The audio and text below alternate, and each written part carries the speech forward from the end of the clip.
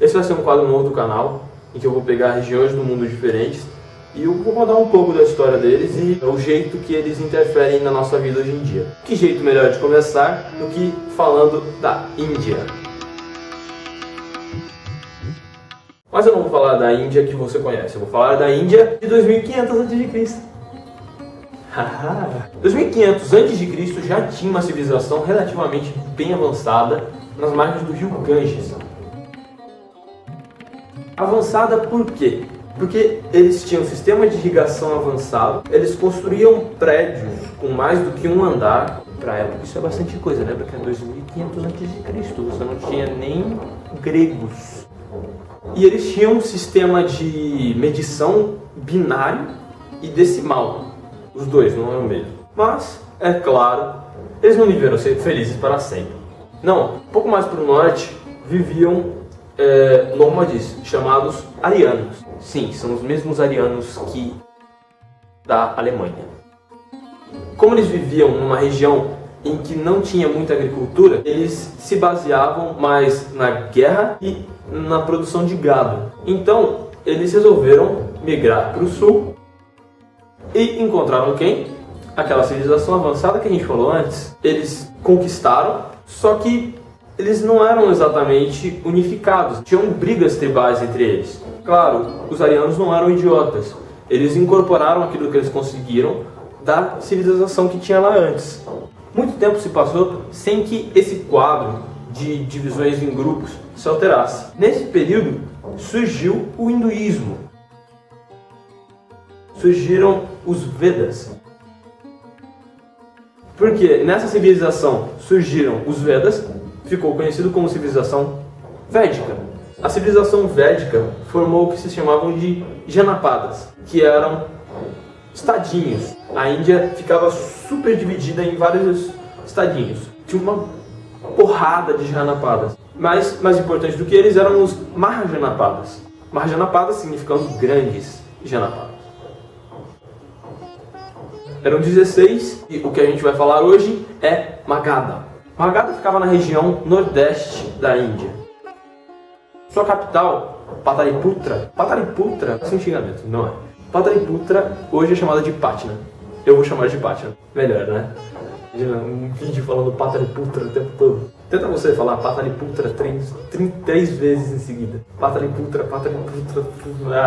Pataliputra significa cidade do arroz. É uma região em que a agricultura funcionava muito bem. Além de ter uma agricultura boa, ficava na margem do rio. Isso favorecia o comércio.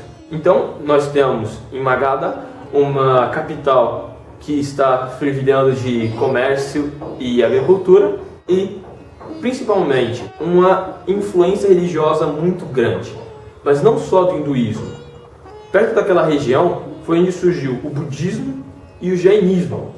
Então você tinha o contato das 3 religiões principais da Índia lá com uma frequência muito grande. Isso ajudou a fazer com que crescesse essa cidade, porque eles tinham uma tolerância religiosa excepcional. Eu vou falar de uma dinastia que foi a principal de Magadha, a dinastia Maurya.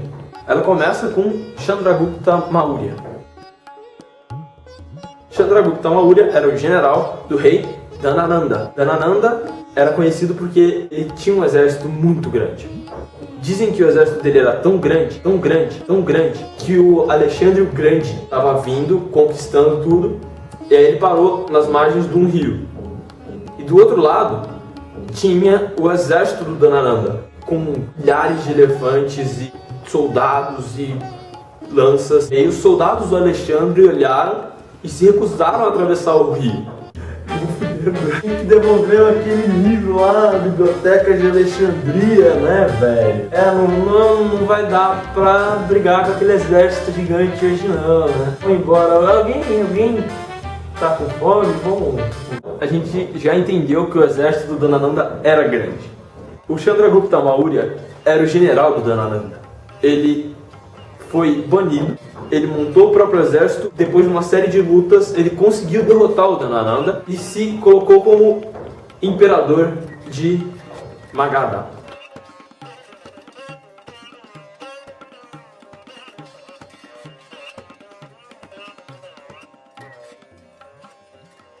E aí o que ele fez? Ele expandiu o império dele. Ele expandiu os limites do seu território para o oeste, dominou um monte de coisa. Mas, principalmente, tem que lembrar quem era o conselheiro dele, o mentor dele. Era um brahmane chamado Kautilya. Esse cara, ele escreveu um livro, ele escreveu vários livros, mas a principal obra dele é o Arthashastra. O Arthashastra, em tradução literal, é tipo o estudo da economia. Só que não é sobre economia, é sobre tudo. Perto do Arthashastra de Kautilya, o príncipe do Maquiavel é inofensivo. O cara escreve sobre como você usa espiões, como você detecta oficiais corruptos, como você consegue usar melhor os tributos, como você faz guerra. Estabelecia assim, o círculo em volta do seu país são inimigos. O círculo em volta desses países são seus aliados, porque eles são inimigos dos seus inimigos.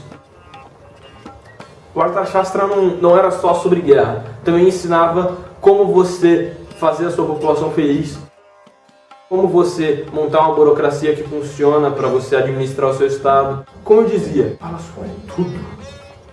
Tudo. Contam histórias de que o Kautilya, ele era tão tenso que ele colocava veneno na comida do Chandragupta Maurya para que ele desenvolvesse resistência ao veneno. E aí um dia, a esposa grávida do imperador deu uma colherada lá na comida do maridão e tava tudo cheio de veneno. E aí, nessa hora, ela caiu no chão e começou a morrer, né? O Kautilya tava entrando na sala e falou: fudeu, velho. O que ele fez? Ele saiu correndo, abriu a barriga da mulher e tirou o filho do imperador Chandragupta. E aí eles deram qual nome? Bindusara. Bindu é gota. Por quê? Porque, teoricamente, uma gota do veneno caiu na testa do menino. Pensa. O Bindusara não tem muita coisa sobre ele. Geralmente fala mais ou sobre o pai dele ou sobre o filho dele. Bindusara expandiu os domínios para o leste e ficou conhecido como o imperador que unificou os dois mares. Porque os dois mares. O filho dele, Ashoka, é muito mais conhecido. Infinitamente mais importante. Você provavelmente conhece a Fundação Ashoka. Conhece? Então você provavelmente não conhece a Fundação Ashoka. Quando ele assumiu, ele era sanguinário. Ele ia e ele destruía tudo. E tinha uma região que nem o avô dele, nem o pai dele tinham conseguido dominar. E aí, fez um cerco a Kalinga. O exército dele entrou, destruiu tudo. Tudo. Ele entrou lá dentro e ele viu os corvos e os corpos. Olhou em volta e falou: isso é uma vitória? Isso é uma vitória ou é uma derrota? Isso aqui é uma derrota. E aí ele mudou o jeito dele, ele se converteu para o budismo, virou vegetariano e começou a fazer paz, velho, com todo mundo. Antes de Cristo, o cara era fodão, ele acabou com a escravidão na Índia. E ele foi o principal propagador do budismo. Sem ele, o budismo não seria tão conhecido quanto é hoje. Ele mandou mensageiros para espalhar o budismo para a China e até para a Grécia. Ele tratava o povo, ele falava: ah, meus filhos, quem faz isso? Ashoka Maurya para presidente. Ele criou vários símbolos nacionais indianos. Ele criou Bollywood. Depois do Ashoka, depois que ele morreu, o império foi dividido em dois. E a partir daí degringolou. Por que o império caiu, né? O Ashoka concentrou muito poder nele. Eles que vieram depois não conseguiram manter essa estrutura centralizada.